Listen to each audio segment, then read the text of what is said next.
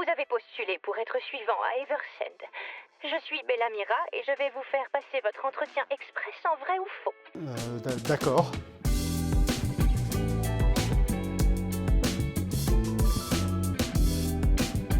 Faux, et je dirais même en 3 mots. Manoir, dynastie, malédiction.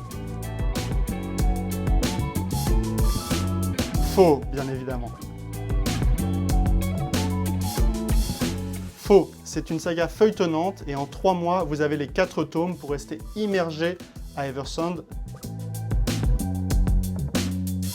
J'en écoute beaucoup et j'adore alterner entre lecture papier et lecture audio, le plaisir de se faire raconter une histoire. Vrai? Faux? Je ne sais pas, mais j'invite les lecteurs et les lectrices, la prochaine fois que vous êtes aux États-Unis, allez du côté du Rhode Island, cherchez une chaussée submersible au moment où la marée se retire, et peut-être que vous aboutirez à Eversend. Faux. J'aime écrire plein de genres, la fantasy, la science-fiction, le thriller, le fantastique. En fait, c'est ça le plaisir de l'écriture et de la lecture, c'est qu'il n'y a pas de limite. C'est tout à fait vrai, et ça c'est un plaisir dans le travail. Je retrouve en fait le plaisir de l'illustration dans les livres papier. Et bien c'est la même chose avec un livre audio.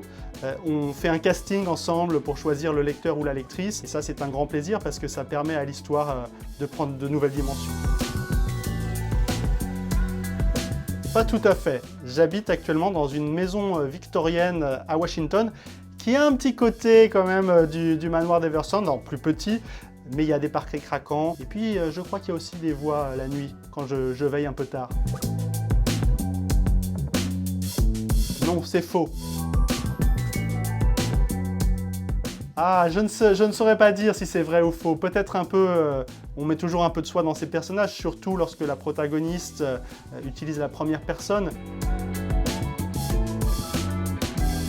Tout à fait vrai, mais c'est pour la bonne cause parce que finalement ça me permet d'écrire, d'avoir plus d'heures pour écrire et de vous offrir toutes ces pages d'aventure.